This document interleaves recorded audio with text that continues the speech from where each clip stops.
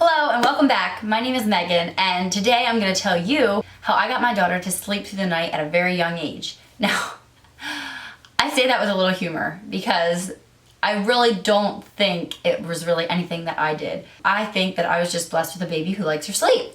But I still thought it might be helpful to tell you the things that I tried and that might have helped contribute a little bit to it. I believe that you can do all the right things and have a terrible sleeper.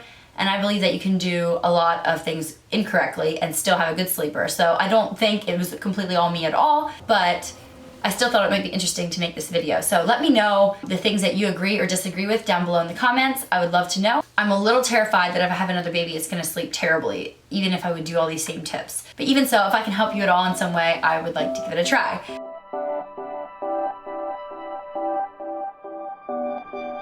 So jumping right in, the first thing I'd like to mention, people think I'm completely nuts that I did, and I don't know if I would actually do it again the second time, but apparently it worked. When my daughter was born, she was 6, 7, and they were a little worried that she would lose weight if I didn't feed her regularly, so they wanted me to wake her up every 3 hours, around the clock, day, night, and feed her. And I'm not sure why, because when we left the hospital, she was back at her birth weight again, and we were only in the hospital for like 2.5 days. So I'm really not sure why they were even worried, because most babies don't gain back their birth weight, from what I'm told, till a little bit later. So she was doing great right from the beginning. But that's what they told me. I'm a new mom. I'm gonna do what they say. I don't wanna goof this baby up. You know, it's so terrifying. You have this little human being that you're supposed to just take care of and be responsible for. So I was gonna do what they said, and I did. For about 10 days, I woke her up around the clock, 8, 11, 2, 5, and 8 again, around the clock. And I think that actually might have helped, because she learned that she didn't need to cry for her food and that she didn't need to yell and scream if she wanted something, that I was gonna be there to give it to her. And what I would do, I would get her up. She'd still be sleeping usually most of the time. I'd wake her up, change her diaper, so that would wake her up a little bit. I would feed her. At the beginning it took like half an hour to 45 minutes just to feed her. And then I would not rock her to sleep. I would just stick her right back in her crib. And I was not giving her a Nook at this point, because I thought that was gonna mess her up and all this stuff. Anyway, so I was waiting, and I didn't really know if I even wanted her to take one. Long story short, I gave her one about a month in. She took it, and she's still attached, and she's almost a year old. And so I would lay her in awake, and I'd go back to bed. And she would, I don't know, I guess she would fall back to sleep again. And I would do the same process over again and again, all night long. So I think it actually did help too, that I was always very conscious to not put her to bed asleep. Drowsy, yes, but I didn't want her to be dependent on me rocking her to sleep, or nursing to sleep, because I did not want that either. Anyway, so I finally stopped waking her up almost around 2 weeks. I stopped waking her up at night, and she immediately skipped a feeding. So then I was only getting up like 3 times a night, so that was helpful. But still during the day, I would feed her every 3 hours. Now, I didn't wait for her to cry. I would just feed her every 3 hours. And I did that actually more for my sanity than for anything else. People were wanting to come to visit, or I'm not a very stay-at-home person. I like to go out and do things. I wanted to go walking again. The weather was gorgeous, shopping, things like that, going out with friends. And I like to know when she was going to need her food. And if she was crying out in public, I could figure out, oh, she's not hungry because I just fed her. You know, she's on a schedule. If it worked at home, it should work away, right? And it did for the most part. So I would feed her every 3 hours, and so I could plan my day according to that. And she got very scheduled. I just did that every 3 hours during the day, and at night I just fed her on demand. And then at exactly 50 days old, she slept through the night completely. So through that time, she was cutting out a feeding here and there. And finally, at 7 weeks, she slept through the night completely. I was so shocked. I was actually a little worried to go look at her in the morning, because I was like, what if SIDS happened or something like that? I was scared. And yeah, she was fine. So then I knew she could do it. And she did that for a couple nights in a row. And so then I realized that she could sleep through the night. So I didn't really do the crying it out method, but I kind of did. So if she would wake up in the middle of the night and cry, I would just stick her Nook back in her mouth and go back to sleep. If that didn't calm her down, I would wait another like 10 minutes and go back in again and pat her, put her Nook in her mouth. Sometimes my husband did this too, but we would not pick her up. We just kept her in her crib, used the Nook, pat it a little bit, and would go back again. And to be honest, it was a little rough some nights. Once in a while she would cry. The one night I remember she cried and would not be consoled. And so I picked her up, and it felt like when I would pick her up, she just would like relax. Anyway, I finally realized that she was just cold, and so we made the room a little bit warmer, and she slept the rest of the night then. A few other hands-on things that we did that I think might have helped a little bit was with her nighttime routine. My husband Josh would always change her, and we have a little pink light in her room. If you did not see my tour of my nursery, you can go ahead and check it out. I had a little pink light that we turned that on, And so that was kind of like a cue that, you know, this is different than your other feedings. This is time to go to sleep now. You're going to sleep for a long time.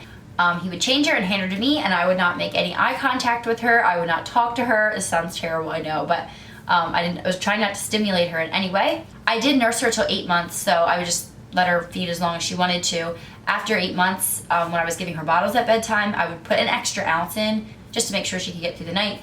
But I really didn't do anything different in that department. And then after I would feed her, I would lay her in the crib and I would swaddle her up. She really always liked that a lot. And I felt like that was different. I didn't swaddle her at nap times. At nap times, I wasn't feeding her in the nursery either. I was feeding her out in the living room. So like the whole thing was a little bit different. Like it was nighttime now. And so her bedtime was 8 o'clock and it's still 8 o'clock and we still put her to bed around 8. If we're away, and she often starts getting grouchy around that time, and then I will take her to another room, give her her bottle, put her nightie on, and stick her in her car seat, and I'll just put her to sleep in her car seat with the little cover over top, and she usually goes right to sleep if she's tired, as long as the room isn't too hot or anything like that. And yeah, it's just really nice. She sleeps about anywhere when she's tired. I've already put her to sleep at 8 o'clock. We're away at Josh's ball games, and they usually go till like 10, so I would put her in her car seat and put the car seat in the stroller, and she would start her night of sleeping around 8:30 at the ball game. The routine definitely at least helped me, and I think that if I like routine, I mean, babies are just little humans, they probably like routine too. At least my daughter did. I would wake her up from her nap, which I know most people think is nuts. You shouldn't really wake a sleeping baby, I think is what they say. But I would wake her up because her naps were scheduled. And half the time I had places to go. I had school to teach. I did teach part-time there for a little while and things like that. So I kind of had to be on a schedule. And so I would wake her up from her nap, feed her, and then she would play for a while. And then about 3 hours later, it would be time for another nap. That was at the beginning. And then slowly, now she's down to 2 naps, and I'm assuming pretty soon she'll probably be down to 1. But for right now, I usually put her down around 10 or 10:30. I'm a little more lenient now just because I can read her cues and I know when she looks sleepy. But 10 or 10:30, I'll put her down for a nap, and she'll sleep for about an hour. Depending how my day is, I'll let her sleep till she wakes up. And other times, I just wake her up because it's time to go somewhere or get ready for something. And then she takes an afternoon nap about 2 to 4 o'clock. And for those naps, I try to, depending how my day is going, rock her to sleep. And then the other day, I just lay her in awake, put her right in her crib, lay a blanket on her. I don't swaddle her during her naps, like I said.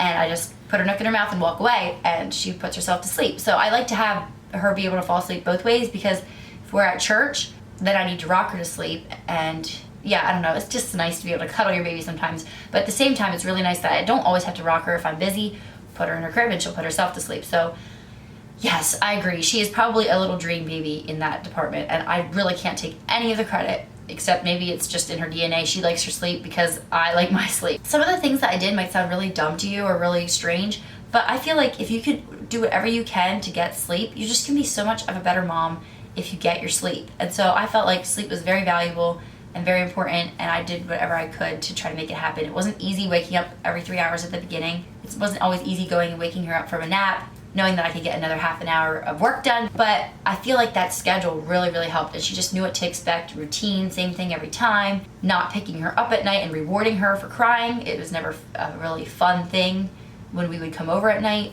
We do not have a sound machine. Babies are pretty good at falling asleep in noisy situations at the beginning. And I tried to make sure that even when she was napping and stuff at home, that I would not be quiet. Right now she's actually taking a nap right across the hallway, and I am filming, and she can definitely hear me, but she's sleeping through it, so that's great. And there's road noise going out the window and stuff like that. And so it's nice, like if we're away and we're at the cabin and there's lots of noise outside or lots of loud talking and stuff, she usually will sleep right through it as long as it was noisy when she went to sleep and it stays noisy. Otherwise, I think if she was sleeping quietly until like midnight and then all of a sudden people got loud, then of course she'd probably wake up because it's something different. But yeah, no sound machine so far. Probably for the second baby, we probably have to get one, right? Because yeah, I don't know. Tell me what worked for you for your older one falling asleep when you had a baby in the house. And just remind yourself too that when they're in their crib, if you don't have a crib bumper, you don't have toys and big thick blankets in their crib, they are safe. They're fine in their crib. If they're crying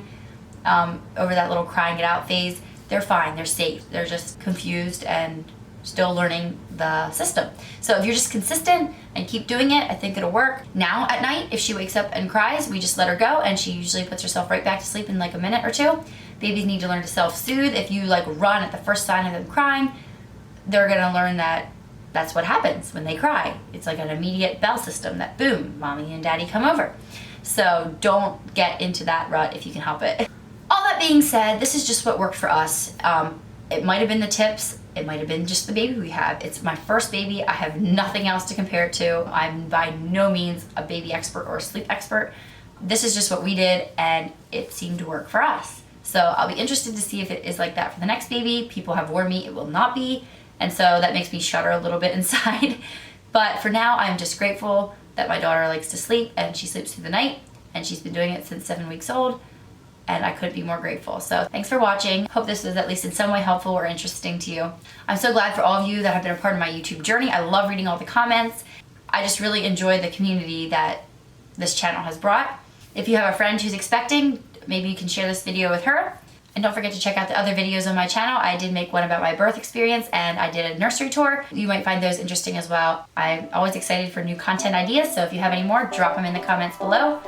I think that's all for this video. Thanks so much for watching, and I will see you next time.